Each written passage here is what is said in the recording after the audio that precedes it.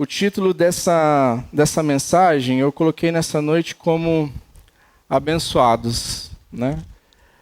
Nada criativo, mas dois motivos. Um é um pouco mais provocativo, porque eu não sei quantos de vocês já viveram isso, mas eu vim de um lugar onde esse começo do ano a gente tinha aquelas campanhas de o ano da colheita, o ano da vitória, o ano da multiplicação, e nunca eram coisas ruins, sempre eram coisas boas, né? E aí você recebia um cartãozinho e você escrevia nesse cartão tudo que você queria.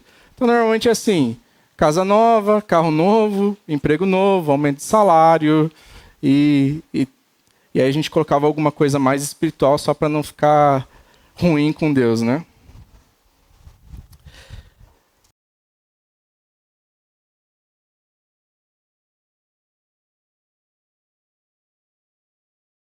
Vamos dizer que essa palavra que nós encontramos aqui como bem-aventurados é uma palavra grega chamada makarios, que pode ser traduzida também como abençoado. E nesse começo de ano, né, quem de nós não deseja que o nosso ano seja um ano abençoado? Ou quem de nós não deseja que a nossa vida seja uma vida abençoada? Ou para aqueles que talvez não estão acostumados com esse vocabulário mais crentez, algumas traduções também trazem essa palavra como felizes. Então, quem de nós não quer um ano feliz, né? Essa é uma palavra bastante comum e um sentimento bastante desejado, né? Seja dentro da igreja, seja fora da igreja. E assim como é comum nessa época do ano, assim como é comum essa palavra, nessa época do ano a gente também tem aquelas famosas resoluções, né? Então a gente a gente começa a pensar e a escrever coisas que a gente talvez precisa começar, coisas que talvez a gente precisa parar, coisas que talvez precisamos melhorar.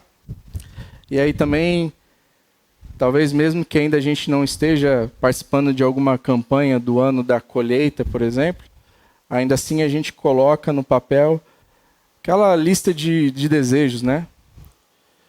Como se fosse aquela cartinha para o Papai Noel, né? Quem sabe, né, não vem, então, aquele tão sonhado presente. E realmente esse começo do ano é um bom momento para a gente parar e é um bom momento para a gente refletir como foi o nosso ano anterior. A gente terminou o ano passado com uma série que a gente intitulou como Fechado para Balanço. Porque realmente a gente tinha essa ideia de que nós estamos no final do ano e eu acho que é preciso a gente parar e pensar como está a nossa vida com o Senhor. Então, não quero fazer aqui uma crítica ou falar que essas coisas são erradas, mas eu acho que é um bom exercício a gente parar e olhar, talvez, se você fez essa lista, talvez pensar, olhando para essa lista, onde está o meu coração? Né? Diante de todas essas coisas que eu coloquei, que eu escrevi, de todos os meus desejos, de todos os meus objetivos, onde realmente está o meu coração? Porque a verdade é que nenhum de nós deseja um ano ruim. Todos nós temos essa expectativa de um ano melhor. Todos nós temos a expectativa de um ano, talvez um ano ainda melhor, porque o ano passado foi um ano bom, ou talvez de um ano não tão ruim, porque o nosso ano anterior não foi tão bom assim. Mas a expectativa sempre é de algo melhor. E quando eu parava para pensar acerca de qual mensagem trazer nesse primeiro dia, nesse primeiro culto do ano, né? Nesse primeiro culto do ano, me veio esse trecho do Sermão do Monte, porque realmente aqui Jesus vai nos mostrar o que realmente é felicidade na perspectiva bíblica. O que realmente é ser abençoado. O que realmente é ter uma vida plena. Então, não só para esse começo de ano, mas também para essa nova fase como igreja, queria que a gente realmente pudesse meditar naquilo que é ser feliz ou ser abençoado nas palavras do próprio Cristo. Então, vamos começar aqui, versículo 1 ao 3, que diz assim: Vendo as multidões, Jesus subiu ao monte e se assentou. Seus discípulos aproximaram-se dele, e ele começou a ensiná-los, dizendo: Bem-aventurados os pobres de espírito, pois dele é o reino dos céus. Primeira coisa, antes da gente começar a entrar aqui no texto e pensar e meditar acerca do que seria pobres de espírito, eu acho que existe uma sequência lógica dentro desse sermão do monte. Eu acho que se a gente vai perceber que Jesus ele não está lançando palavras ao acaso, mas que existe como se fosse uma trilha que a gente vai seguindo. E é interessante também que o primeiro versículo que a gente tem aqui, dentro das bem-aventuranças, fala acerca do reino dos céus, e a última bem-aventurança também fala acerca do reino dos céus. E aqui a gente tem o que é chamado, né, um estilo literário que é chamado de inclusio, onde aquilo que está entre o começo e o fim é como se fosse uma moldura de tudo que está no meio. Então, tudo que a gente fala aqui, todas essas bem-aventuranças que estão aqui, elas estão relacionadas ao reino dos céus. E é interessante que Jesus mesmo vai falar depois que nós deveríamos buscar, em primeiro lugar, o reino dos céus e a sua justiça, e então as demais coisas nos seriam acrescentadas. Por isso que, para mim, esse é um bom lugar para a gente estar nesse começo de ano. É uma boa palavra para a gente começar a meditar nesse começo de ano. Porque o próprio Cristo disse, olha, isso é que vocês deveriam buscar em primeiro lugar. Essas coisas que vocês deveriam desejar em primeiro lugar. E as demais coisas eu vou acrescentar a vocês. E aí nesse começo aqui a gente tem bem-aventurado os pobres em espírito. E realmente, talvez a gente possa pensar, e alguns de forma errônea, talvez porque em outra passagem no Evangelho a gente não tem exatamente os pobres em espírito, mas tem algo do tipo bem-aventurados os pobres. E aí algumas pessoas vão pensar, poxa, Jesus está falando que aqueles que não têm bens materiais são pessoas felizes ou são pessoas abençoadas. Quando, na verdade, Jesus não quer dizer aquele que é desprovido de coisas materiais, mas eu acho que essa tradução ela talvez traz um pouco mais sentido para o que Cristo quer dizer, porque ele fala pobres em espírito.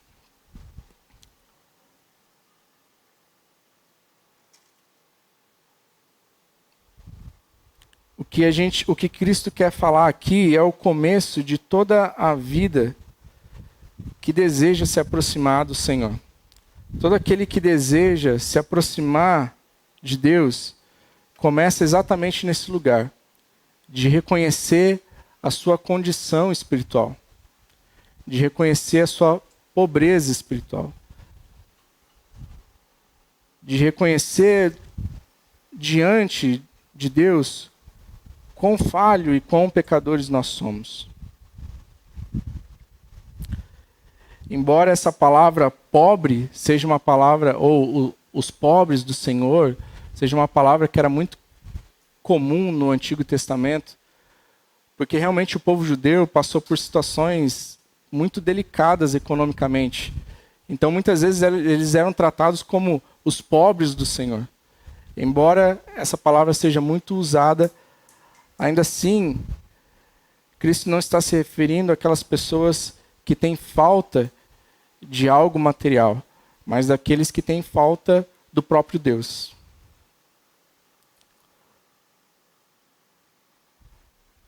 Paulo vai dizer lá em Romanos 3:23 que todos nós pecamos e todos estão destituídos da glória de Deus. Se os nossos pecados nos afastam de Deus, eles também nos afastam do reino de Deus. Por isso que pobre de espírito, como Carson vai dizer, é o reconhecimento pessoal da falência espiritual. Esse é o reconhecimento do quão distante nós estamos de Deus. Porque quando nós enxergamos a nossa realidade espiritual, nós percebemos... Obrigado.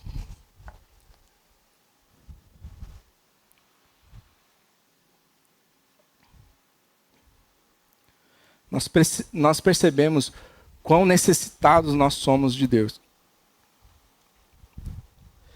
E eu acho que é importante a gente pensar, em primeiro lugar, que isso não é uma obra natural. Não é algo que simplesmente a gente acorda e se dá conta. Nossa, olha como eu estou distante de Deus. Olha como é a minha condição. Nossa, olha quão pecador eu sou. Mas isso é uma obra do próprio Deus na nossa vida. Nós sabemos e vemos na palavra de Deus que essa é uma obra do Espírito Santo em nós. Porque o Espírito nos convence do pecado, da justiça e do juízo de Deus.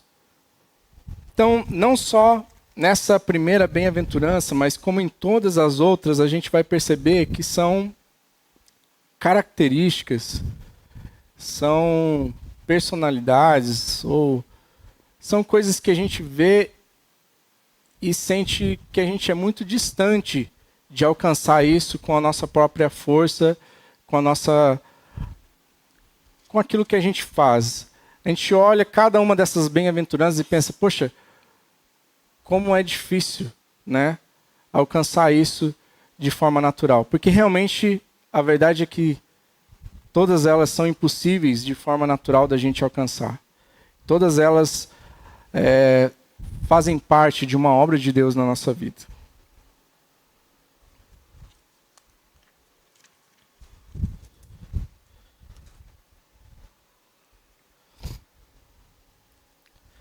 E o interessante, quando a gente pensa acerca disso, é que o cristianismo ele é diferente de qualquer outra religião, porque o cristianismo, a gente costuma falar, é esse movimento de Deus em direção ao homem, né? Todas as outras religiões, o homem está tentando alcançar alguma coisa, o homem está tentando alcançar Deus, o homem está tentando fazer alguma coisa para que ele consiga alcançar Deus, ou consiga atingir um estado ou um nível de espiritualidade elevado.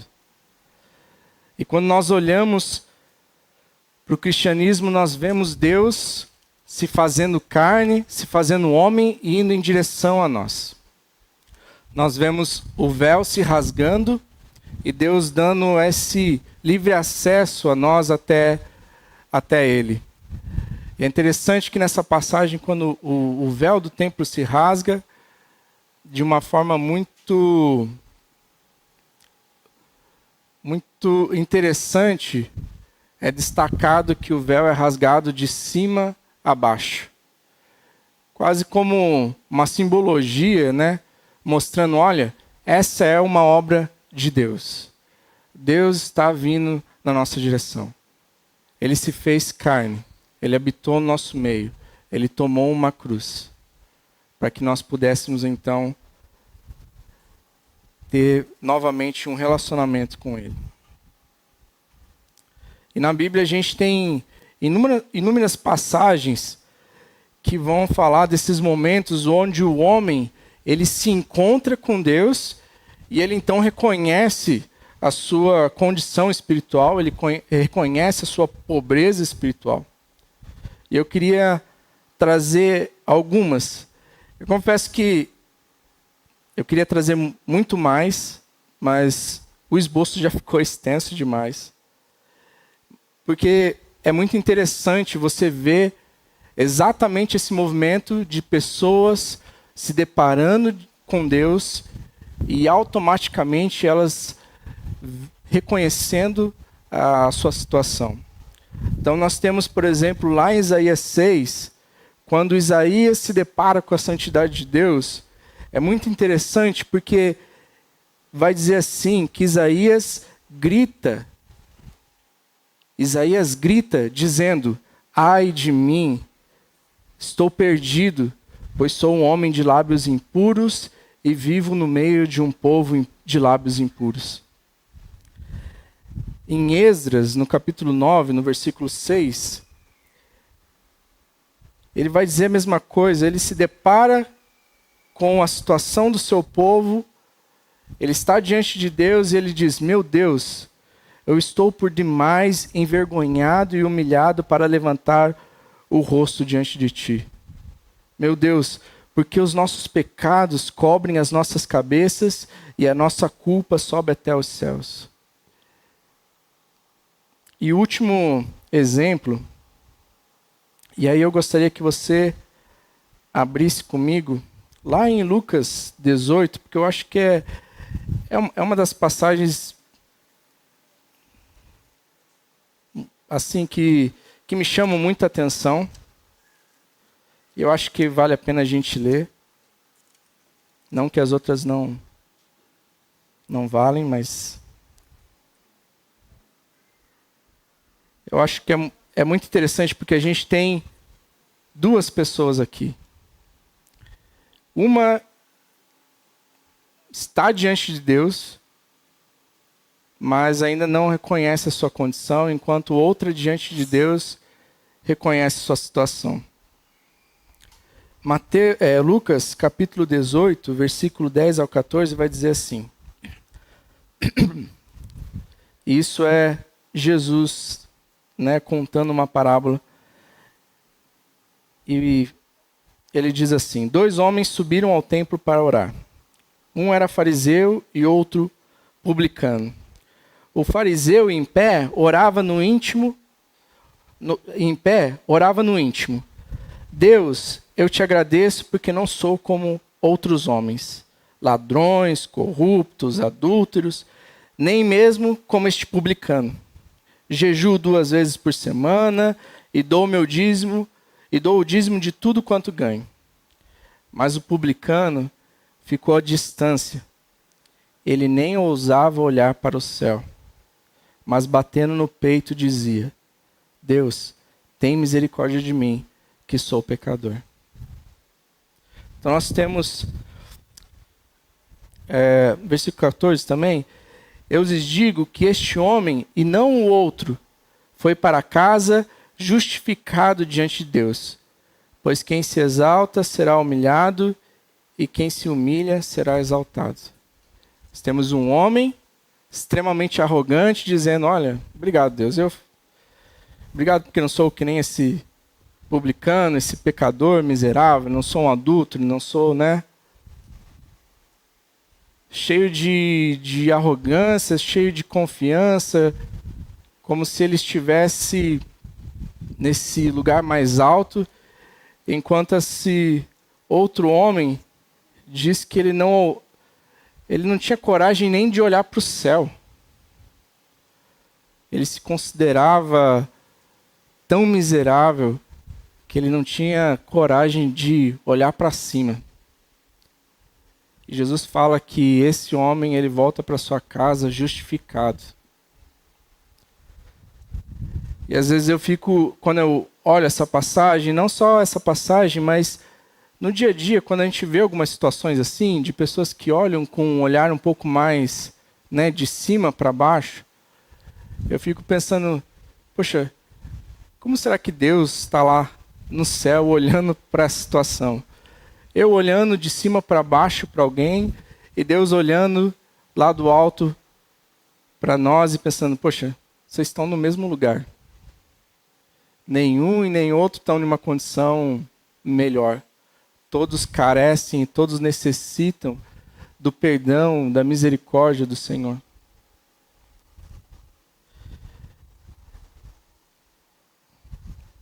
E é interessante porque no hebraico, a palavra usada para pobre também pode ser traduzida como humilde ou inferior. Martyn Lloyd-Jones vai dizer sobre essa bem-aventurança uma coisa bem interessante. Ele diz assim: não estamos aqui considerando um homem face a face com o outro, mas estamos considerando homens frente a frente com Deus.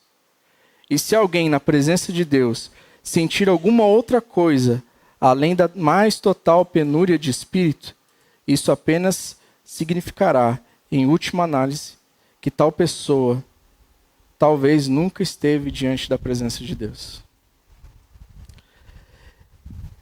E aí, lembrando, né, como eu disse, dessa sequência,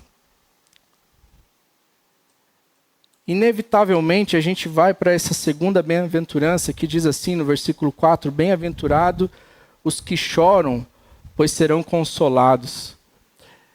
Isso é resultado de alguém que entende a sua condição espiritual. Esse é o resultado de alguém que olha para si e como aquele homem que nem tem coragem de olhar para o alto porque ele se acha tão pobre, tão miserável, ele vê a sua condição e fala assim, ó, sabe, como Isaías, ai de mim, Senhor. Alguém em tal situação, ela simplesmente chora pela sua condição. E talvez o choro não é algo tão admirável nos nossos dias. Talvez chorar não é algo tão legal, porque demonstra uma certa fraqueza. Mas a verdade é que Jesus vai falar, poxa, bem-aventurado aqueles que choram, porque esses são aqueles que estão reconhecendo a sua situação, que estão reconhecendo a sua necessidade por Deus, estão reconhecendo o quanto eles precisam de Deus, e eles choram, eles lamentam por sua condição. Não somente isso, mas são aqueles que olham para as outras pessoas e lamentam também pela condição que essas pessoas estão vivendo sem Cristo. Mas também são aqueles que olham para esse mundo e olham as consequências que o pecado trouxe para esse mundo. Como o Rodrigo disse, ele trabalha no hospital e eu realmente não consigo imaginar assim como é viver todos os dias convivendo com esse ambiente. Às vezes eu fico pensando, cara, o dia que eu entrar num hospital e eu sair, sabe, normal, para mim vai ser o sinal assim de que meu coração está muito longe do Senhor, assim. Toda vez que eu vou para o hospital e eu começo a olhar em volta, cara, você vê as coisas mais tristes. Eu já compartilhei com vocês, minha avó teve 2 filhos deficientes. E um deles, um dia tomando banho, minha avó sempre ajudava eles no banho, e um dia minha avó foi cuidar de alguma coisa na cozinha, e vai aí, se enxágua, eu já volto. E ele escorregou e bateu a cabeça no registro do banheiro. E aí formou um coágulo de sangue, e os médicos, inclusive ele foi para o Cajuru, os médicos retiraram aquele coágulo de sangue, e ele ficou 16 anos em estado vegetativo. nós ficamos talvez um ano indo e revezando todos os dias no hospital. E não tinha como sair dali indiferente. Como ele estava naquela situação e a gente não tinha plano, né? Não tem plano. Então a gente compartilhava o quarto e como ele estava muito instável, sempre tinha alguém diferente no quarto. Então tinha o cara que acidentou, tinha o cara que foi baleado, tinha o cara que tinha alguma doença. E era muito difícil sair do hospital e não pensar, cara, que desgraça que o pecado faz na humanidade. A minha esposa, ela teve câncer na tireoide e eu acompanhava ela no Erasto. Cara, não tem como você ficar indiferente, cara, olhando aquelas pessoas na recepção. Pessoas em estado já final de vida, vomitando pelo corredor. Não tem como você pensar, cara, como é terrível a consequência do pecado nesse mundo. Como é terrível o sofrimento que o pecado causa na humanidade. E diante disso não tem como não chorar. E muitas vezes eu saía do hospital chorando. Por pensar, cara, isso é a coisa mais distante que a gente pode presenciar, sabe? Do relacionamento com o Senhor. Do pecado chegar às suas consequências mais terríveis. E não somente isso, mas tanta dor que a gente experimenta nesse mundo, tanta coisa ruim que a gente experimenta nesse mundo, e olhar e pensar, cara, não foi criado para isso. Esse não é o coração de Deus para a coisa. Mas Jesus fala que aqueles que choram, esses serão consolados. Consolados porque a gente sabe que Cristo veio a esse mundo. Consolados porque a gente sabe que falta pouco para que tudo seja consumado. Falta pouco para que a gente finalmente esteja face a face diante do Senhor.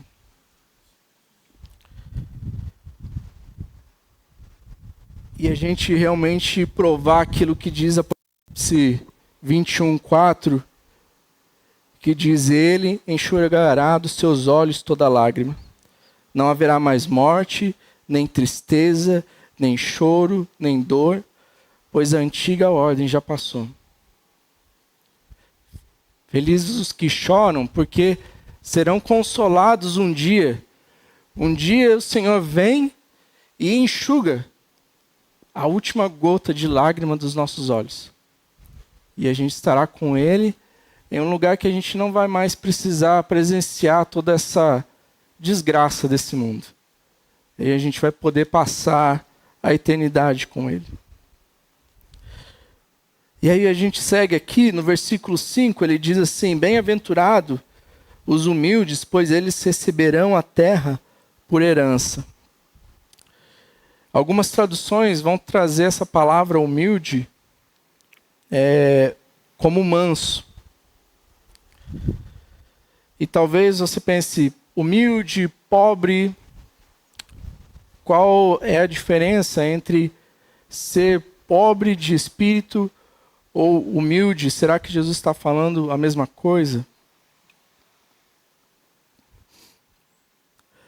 Mas a pobreza de espírito é muito mais uma percepção que nós temos interna da nossa condição, enquanto a humildade é uma percepção muito mais externa de como está o nosso relacionamento com Deus e com os outros. E aí tem uma coisa muito interessante aqui, que a palavra que é usada para humildes é uma palavra grega que é prais. E essa palavra, ela dá a ideia de uma força controlada.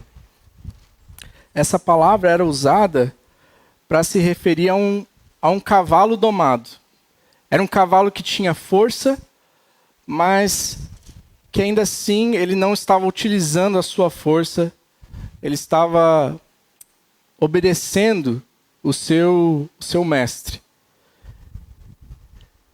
E é interessante porque a gente está caminhando nessa sequência. Alguém que reconhece sua situação espiritual, que chora, e agora começa a colocar a sua vontade, os seus desejos de lado, e começa a deixar com que Deus o conduza, com que Deus o guie.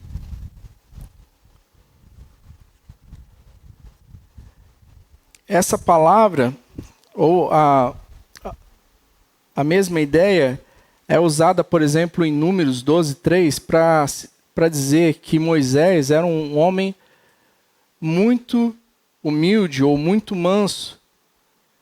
E é interessante que nesse capítulo que a gente vê é Moisés não tentando se defender, mas Moisés permanecendo fiel ao Senhor. A mesma ideia é apresentada lá em Abraão, quando Abraão, por exemplo, fala para Ló: olha, veja o campo e escolha qual parte você quer. Então a ideia dessa palavra é alguém que deixa a sua vontade, os seus desejos de lado, em prol e benefício do próximo.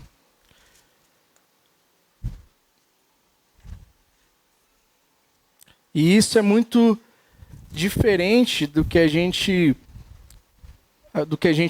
vê nesse mundo, porque esse mundo, na verdade, ele vai falar que a gente, na verdade, tem que se preocupar com as nossas coisas, que a gente tem que correr atrás das nossas coisas, e vai dizer que o mundo é uma selva, né? A lei da sobrevivência, vive aquele que é mais forte, prevalece aquele que é mais forte. Quando Jesus, na verdade, ele diz que a gente deveria, né, e é um convite do próprio Cristo, que a gente aprenda com ele, porque ele é manso e humilde. Alguém que mesmo tendo força e poder, vem na forma de um homem, se coloca como um servo, toma uma cruz, para que a gente pudesse receber a salvação. E esse é o ensinamento que Cristo nos deixa. A vida cristã é uma vida onde nós deixamos de lado as nossas vontades, os nossos desejos, e passamos a seguir a vontade e o desejo de Deus para a nossa vida. E aí ele diz assim que aqueles que são humildes receberão a terra por herança. E é engraçado porque como pode alguém deixar de correr atrás dos seus desejos, das suas vontades, e ainda assim receber como herança uma terra? Quando o mundo diz, olha, se você não correr atrás, se você não se impor, se você não se colocar em uma posição de destaque, as pessoas te engolem, as pessoas sobem em cima de você e você vai se dar mal.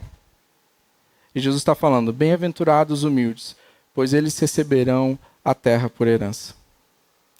O versículo 6 vai dizer, bem-aventurados os que têm fome e sede de justiça, pois serão satisfeitos. E os mesmos que muitas vezes pensam que a pobreza, na verdade, se trata de algo material, muitas vezes se apoiam nesse versículo também para dizer que essa fome e sede de justiça, ela se limita à justiça social. Quando, na verdade, Cristo quer nos mostrar que essa justiça, essa fome e sede de justiça é um desejo profundo da nossa alma de viver uma vida que é agradável ao Senhor.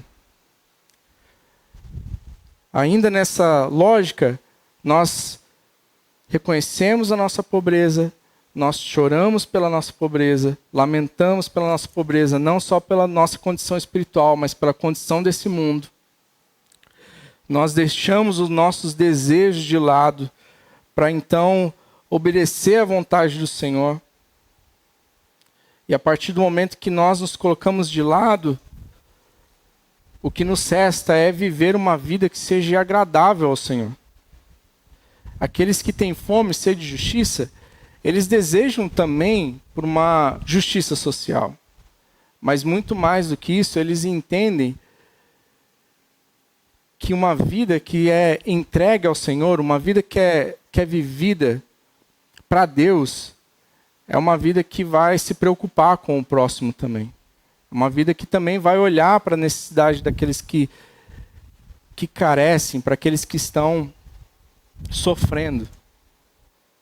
Porque é uma vida que está alinhada com o desejo e a vontade de Deus.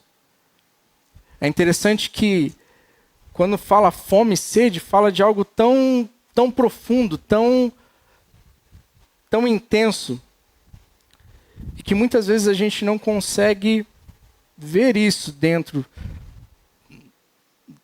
das igrejas, porque muitas vezes não é bem aquilo que é almejado, não é aquilo que a gente destaca como algo, poxa, é muito mais, parece que existe muito mais uma coisa do tipo dons, profecias, alguém que seja um bom mestre na palavra, coisas que de alguma forma vão trazer alguma posição de destaque, do que realmente tipo uma fome e uma sede de justiça, uma fome e uma sede de um desejo de viver uma vida que seja agradável e conforme o coração do Senhor.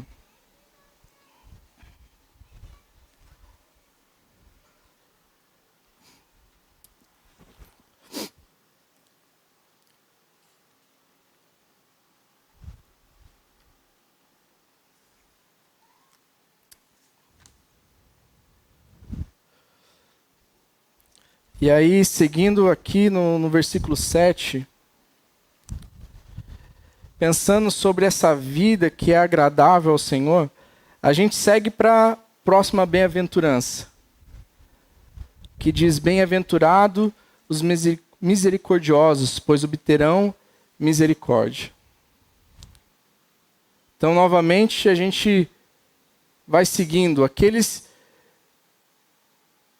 que se colocam nesse lugar onde eles já não têm as suas vontades como algo que é colocado em primeiro lugar. Aqueles que desejam, então, viver a vontade de Deus. Aqueles que desejam viver conforme o coração de Deus. Inevitavelmente, serão pessoas misericordiosas. E é interessante porque alguns vão usar esse versículo para dizer, olha, aqui diz: bem-aventurados misericordiosos, pois obterão misericórdia, como se a condição para que nós obtivéssemos misericórdia fosse ter misericórdia com as outras pessoas. E aí eles vão pegar a mesma ideia, o mesmo raciocínio, vão pegar aquele texto em Mateus 6,15, e eles vão falar, olha, está escrito, se você não perdoa, você não será perdoado. E aí a gente começa a ter um conflito com a doutrina da graça, porque Efésios 2, versículo 8 e 9 vai dizer, pois vocês são salvos pela graça, por meio da fé. E isso não vem de vocês, é dom de Deus, não por obras, para que ninguém se glorie. Então parece que a gente começa a ter um conflito, porque alguns vão dizer, olha, você precisa ter misericórdia para que Deus tenha misericórdia de você. Você precisa perdoar para que Deus possa te perdoar. E para a gente entender um pouco melhor isso, talvez, até mesmo antes da gente entender melhor isso, é interessante a gente pensar e fazer uma distinção entre graça e misericórdia. Porque Paulo, ele começa nas suas cartas, ele começa falando graça e paz. E é interessante que depois, nas cartas pastorais, Paulo usa a palavra misericórdia. E ele fala graça, misericórdia e paz. Afinal, qual é a diferença entre graça e misericórdia? Eu aprendi desde criança que graça era o presente de Deus não merecido e a misericórdia era não receber aquilo que eu merecia. Agostinho, ele fala que a graça é dada para que sejamos transformados e a misericórdia é dada para que não sejamos consumidos. O John Stott, ele fala, a graça é o amor que concede aquilo que não merecemos. A misericórdia é o amor que nos poupa daquilo que merecemos. E aí, pensando sobre esse pensamento de, às vezes, condicionar perdão e misericórdia, ou condicionar o perdão e a misericórdia de Deus com o perdão e a misericórdia que nós oferecemos ao próximo, eu fiquei pensando acerca daquela parábola do servo impiedoso, lá de Mateus 18, versículo 21 a 35. Nessa parábola, Jesus vai contar que havia um rei e havia um homem que devia muito dinheiro a esse rei. E aí o rei chama, as pessoas para uma prestação de conta. E aquele homem não tem como pagar aquele rei. Então o rei vai falar, olha, então vamos ter que pegar você, a sua família e todos os seus bens e prendê-los e vender o que você tem e ver se dá para quitar a sua dívida. E aí fala que aquele homem, ele se ajoelha e ele clama, puxa, me dê um tempo para que eu possa te pagar. E aí diz que aquele rei tem misericórdia daquele homem. E ele cancela aquela dívida. É interessante que ele não diz assim, olha, o rei falou, beleza, vou te dar mais 1 ano, 5 anos, e aí a gente volta e negocia. Diz que ele simplesmente cancela aquela dívida. E aquele homem sai e encontra um outro homem que lhe devia também uma quantidade menor de dinheiro. E o homem faz a mesma coisa, ele se ajoelha e implora por misericórdia, por favor, me dê mais um tempo. E diz que aquele homem fala, não, você vai ser preso. E aí dizem que haviam algumas pessoas em volta e elas ficam tristes com aquilo. E elas voltam para o rei para falar, olha, aquele teu servo, a qual você cancelou aquela dívida, ele se encontrou com um homem que lhe devia e ele não foi misericordioso como você foi. E é interessante que o rei vai dizer assim, você não deveria ter misericórdia como eu tive de você? E aí, a partir do momento que nós fazemos essa condição do perdão de Deus, ao perdão que nós oferecemos ao próximo, como se nós só vamos ser perdoados se nós perdoar o nosso próximo, como se não houvesse a doutrina da graça, é meio como se a gente fizesse uma leitura ao contrário. Porque se a gente for olhar por essa parábola, nós vemos, na verdade, o rei cancelando aquela dívida, mas ele não condiciona isso a, olha, seguinte, vamos fazer um combinado? Eu vou perdoar a sua dívida, mas vamos fazer o seguinte, se tiver alguém que deve para você, você deve fazer a mesma coisa, ok? Ok. Se você não fizer isso, você não vai ser perdoado. Em nenhum momento fala isso. Fala que ele foi simplesmente e cancelou a dívida daquele homem. E o rei fala, você não deveria fazer o mesmo? Então o que Cristo fala é que não é que nós só vamos alcançar misericórdia se nós tivermos misericórdia. Mas o fato de nós termos alcançado a misericórdia do Senhor, o fato de nós termos recebido o perdão do Senhor, isso deveria naturalmente nos levar a ter misericórdia e perdão com o nosso próximo.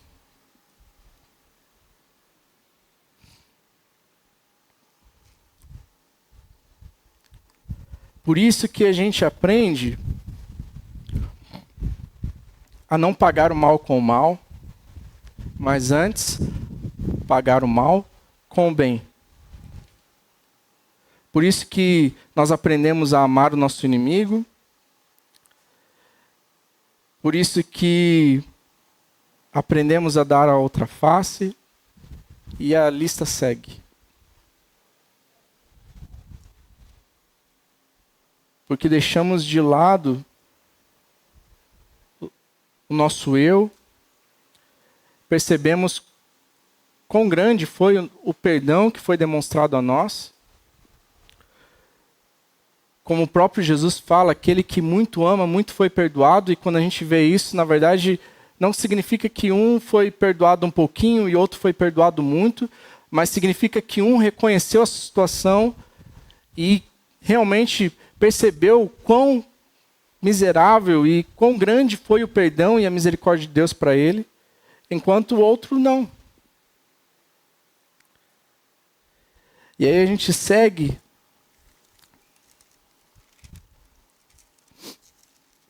versículo 8, que vai dizer assim: bem-aventurados puros de coração, pois verão a Deus. O coração na Bíblia, o coração que a gente lê aqui, é o centro da personalidade. Ou como o Smith dizia, o coração é o centro dos nossos desejos, amores e lealdades. É onde está as nossas ações, é onde nós agimos conforme aquilo que está no nosso coração. A Bíblia diz que aonde está o nosso coração, está o nosso tesouro. Assim como no nosso coração também procede todo tipo de pecado.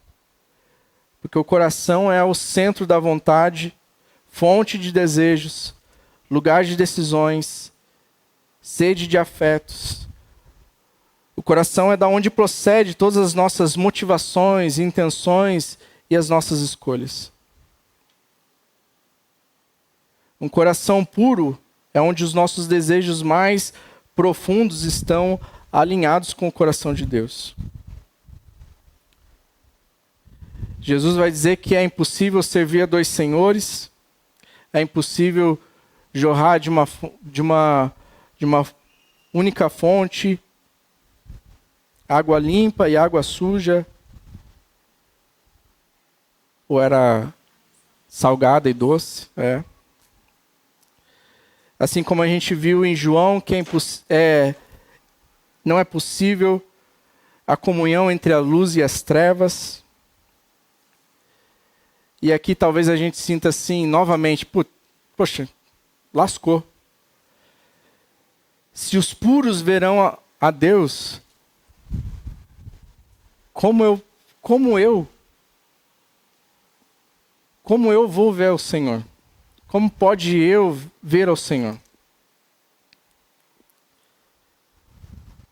E novamente essa é mais uma vez uma condição que não pode ser alcançada de forma natural. Provérbios 20, versículo 9, diz assim: quem poderá dizer, purifiquei o coração, estou livre do meu pecado? Isso é uma pergunta retórica. Qual de nós pode dizer assim, olha, purifiquei-me, né? Estou limpo, fiz isso e aquilo e agora estou limpo. E talvez a gente pense, poxa, então ninguém vai ver a Deus? Se só os puros de coração podem ver o Senhor, se só aqueles que não estão com o seu coração dividido, se só aqueles que realmente lá no mais profundo do seu ser desejam ao Senhor, quem então vai ver a Deus? E é interessante que Davi vai dizer no Salmo 51:10, cria em mim um coração puro, ó Deus, e renova dentro de mim um espírito estável. Essa, novamente, é uma obra do Senhor na nossa vida. A gente não vai conseguir purificar o nosso coração. A gente não vai conseguir fazer coisas para que o nosso coração esteja limpo diante do Senhor e apresentável, bonitinho para Ele. Mas isso é o que a gente precisa ir diante do Senhor e dizer, Senhor, cria em mim esse coração puro. Ou como o salmista vai dizer, sonda-me, Senhor. Conhece o meu coração. Sabe os meus caminhos. Sabe por onde eu ando. Sabe por onde estão os meus desejos. Guia-me pelo teu caminho. Guia-me pela tua vontade. Mas também a gente não pode ignorar a doutrina da santificação. A gente não pode se purificar, mas a Bíblia também recomenda para que a gente busque ser santo como o Senhor é santo. E nesse sentido não é uma questão de perfeição, como muitos pensam, mas a palavra significa separado. Significa alguém que vive uma vida dedicada ao Senhor.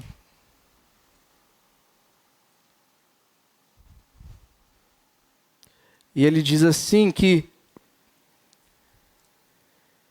esses sim verão ao Senhor.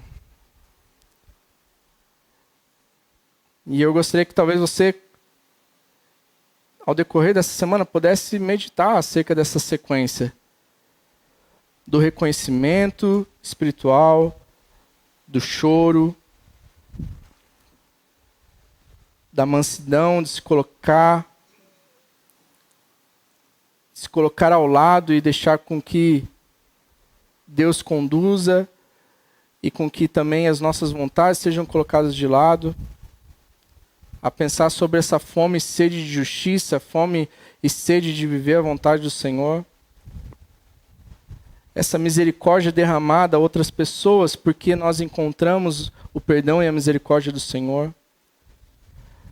A pensar sobre essa pureza de coração que a gente nunca vai alcançar com a nossa força, mas é algo que a gente deveria buscar, já que a gente está falando sobre essas resoluções de começo de ano. Nada melhor do que começar dizendo, Senhor, cria em mim um coração puro. Cria em mim um coração que é agradável a Ti. E aí seguimos no versículo 9, que diz, bem-aventurados pacificadores, pois serão chamados filhos de Deus. Uma coisa interessante aqui é que, quando diz filhos de Deus, dentro da cultura judaica, filho de, você está falando sobre o caráter de uma pessoa. Então, quando alguém falava assim, e eu acho que isso também para nós, em partes, também é semelhante. Normalmente, quando a gente fala, filho do cão, a gente não está falando que necessariamente ele é um filho de um cachorro, mas que talvez o caráter e a personalidade dessa pessoa é como um Satanás, como alguém ruim. E aqui, quando ele fala, os pacificadores serão chamados de filhos de Deus, está falando aqueles que buscam a paz, eles têm esse caráter de Deus neles. Porque a gente lembra que Jesus, ele era o príncipe da paz. Jesus, quando vem a esse mundo, ele vem justamente trazer essa paz com Deus. Ele vem reconstituir, ele vem trazer aquilo que estava quebrado, aquilo que estava corrompido. Por isso, hoje a gente pode dizer que nós, em Cristo, temos paz com Deus. E da mesma forma, nós deveríamos então buscar ser essas pessoas, como Jesus fala, pacificadores. E isso é diferente daqueles que simplesmente apaziguam as coisas. Porque normalmente quem apazigua só quer, tipo assim, beleza, vamos deixar isso quieto, né? E bola para frente. Mas Cristo, como pacificador, é aquele que fala, poxa Deus, esse mundo está quebrado. Esse mundo está corrompido pelo pecado. O que é preciso ser feito? Eu preciso descer, eu preciso tomar a forma de homem, eu preciso tomar a cruz, eu preciso pagar um preço por essas pessoas? Ok, então é isso que eu vou fazer. Então, pacificadores não são aqueles somente que não querem confusão, mas aqueles que também fazem o que é necessário para que haja paz, para que haja reconciliação.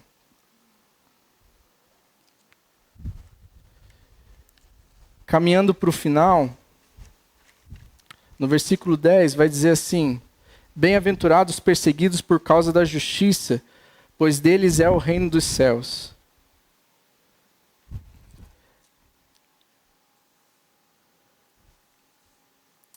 Aqui diz que o motivo da perseguição é por causa da justiça.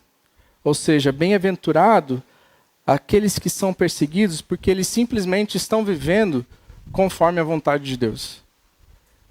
Bem-aventurado aqueles que são perseguidos porque simplesmente eles estão fazendo o que Deus quer que eles façam. Eu lembro que a gente fazia alguns evangelismos na 15, né? E a gente pegava o violão, o carrom, a gente tocava algumas músicas, a gente pregava. E eu lembro que algumas vezes, algumas pessoas vinham e simplesmente xingavam. Não era do tipo assim, cara, você está atrapalhando o caminho. Ou a gente nunca teve uma situação da polícia chegar e falar, gente, vocês não podem estar fazendo isso, por favor, saiam. Ou não tinha algo do tipo, o som está alto demais, vocês estão atrapalhando o comércio em volta. Na verdade, a gente estava tão de boa que quem queria ouvir alguma coisa tinha que chegar perto para conseguir ouvir o que a gente estava cantando e conseguir ouvir o que a gente estava falando. Então, tinha muitas pessoas à volta, gente com som, com caixa de som e coisa do jogo do bicho e, cara, a 15, naquele que a gente conhece, né? Que é o cachorro em cima do cara dançando, aquela coisa bizarra, né? Tinha de tudo. E no meio de tudo isso, a gente estava ali só tocando algumas músicas e pregando.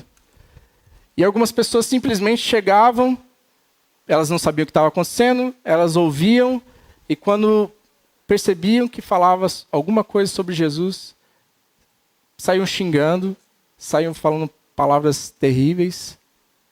E a gente percebia, cara, não era só um incômodo, era talvez uma coisa espiritual. E aqui Jesus vai falar, olha, bem-aventurados esses que são perseguidos por causa da justiça. A gente não está falando de uma perseguição porque o cara está fazendo alguma coisa errada. Se alguém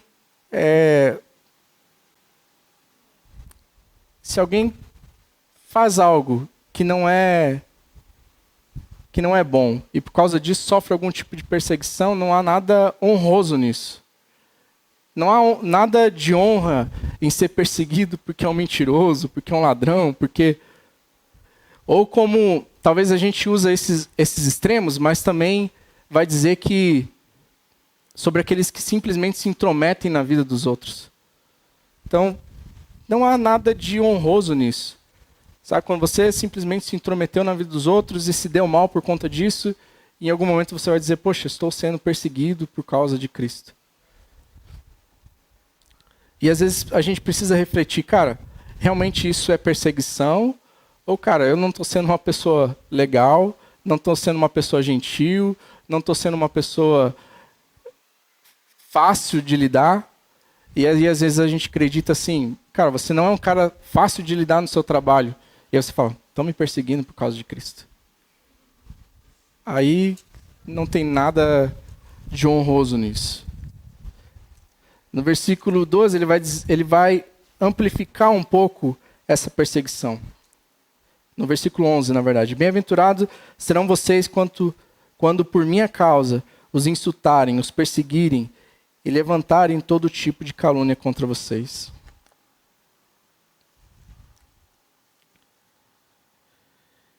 E aí, essa perseguição ela vai um pouco mais além. vai mais do que tortura, do que prisão. Pode ser insultos, pode ser algum tipo de pressão psicológica. Mas ainda, embora hajam essas variações, o motivo continua sendo o mesmo: por minha causa. Bem-aventurados serão vocês quando por minha causa os insultarem, os perseguirem e os levantarem todo tipo de calúnia contra vocês. O próprio Cristo vai dizer aos seus discípulos: olha, eu fui perseguido. Vocês também serão. Por isso que às vezes muito me incomoda quando alguém fala assim, ó, vem para Cristo, você vai ter uma vida feliz, uma vida, né, incrível, tudo vai dar certo para você. E eu vejo isso e falo, cara, a pior mentira que alguém pode contar. Porque a vida cristã não é uma vida fácil. Tem até aquele videozinho, né, daquele homem que fala, olha, ser crente não é fácil, não posso fumar, não posso beber, não posso... Mas existe essa dificuldade da vida cristã. Quando a gente vive com esse coração comprometido a fazer a vontade de Deus, isso é muito difícil nos nossos dias, porque o mundo vai justamente na direção contrária. E é como se a gente estivesse saindo do metrô, né, ou tentando entrar no metrô enquanto todo mundo está tentando sair. Porque você vai na direção totalmente contrária. Mas Jesus vai dizer, finalizando o versículo 12, alegre-se e regozijem-se, porque grande é a sua recompensa nos céus, pois da mesma forma perseguiram os profetas que viveram antes de vocês. E aqui eu gostaria que a gente pudesse lembrar que a gente vive uma vida muito boa e muito confortável no nosso país. Mas a gente não deveria esquecer de que existem muitos irmãos nossos ao redor desse mundo que eles não estão enfrentando essa perseguição que a gente enfrenta no nosso trabalho, quando alguém faz uma piada da nossa fé, ou faz alguma gracinha com a gente, ou quando alguém simplesmente não vai com a nossa cara porque a gente é cristão. Existem pessoas que estão morrendo por causa da sua fé. Dando um Google, só para a gente ter uma ideia, estima-se que mais de 380 milhões de cristãos sofrem perseguição ou discriminação no mundo. Isso é o equivalente a um cristão a cada 7 no planeta. Em algumas regiões, como na África, o número vai de 1 para cada 5. E na Ásia, esse número vai de 2 para cada 5. Em 2024, foram quase 4 mil mortes de cristãos registradas, 8 mil ataques a igrejas ou propriedades cristãs e mais de 5 mil prisões. E aí, quando a gente pensa sobre morte, prisão, tortura, como é que a gente pode ter alegria ou como a gente pode se alegrar diante dessas coisas? Mas Jesus, ele faz com que os nossos olhos olhem para além disso. Olhe para além da perseguição, além da morte, além do sofrimento. Ele fala, existe uma recompensa para vocês no céu.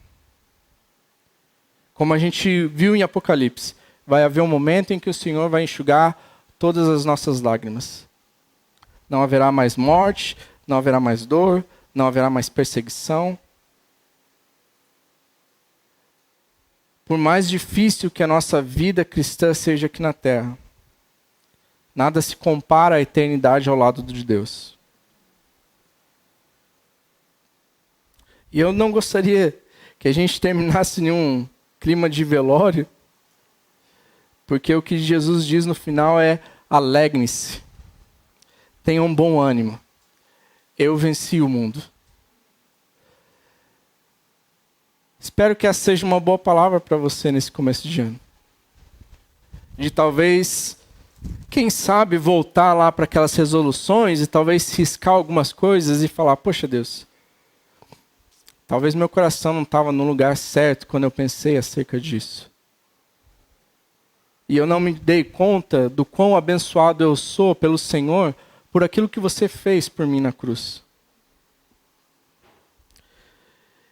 E talvez trazer para nós essa alegria pela liberdade que a gente tem de pregar o Evangelho. Você que um dia se viu nessa condição de pobreza, que chorou ou chora pela sua condição, pela condição desse mundo, que deixa seus interesses de lado e passa a desejar uma vida agradável a Deus, exercendo misericórdia nesse mundo, buscando se afastar de todo mal, mas não se afastando daqueles que precisam do Senhor e permanecendo firme, mesmo diante das dificuldades de viver uma vida agradável a Deus. Que se alegra por saber que essa não é a nossa pátria. Que seu coração nesse ano seja tomado por um santo temor e um desejo de ver Cristo sendo conhecido e exaltado por meio da sua vida e por meio dessa igreja. Para nós como Calvary, Curitiba Norte, que nós possamos ter os nossos joelhos dobrados nesse ano. Eu sei que eu me estendi muito, mas de verdade, eu creio que a gente tem muitos desafios. Não é fácil para uma igreja pequena enviar 20 ou quase 30 pessoas para que uma nova igreja seja plantada. Existem muitas coisas, né, que tornam isso muito difícil. Mas nada disso seria feito se não houvesse um desejo de que Cristo fosse conhecido na nossa cidade. Não é pelo meu nome, não é pelo nome da Calvary, não é o nosso reino que está sendo construído, mas é o reino de Deus.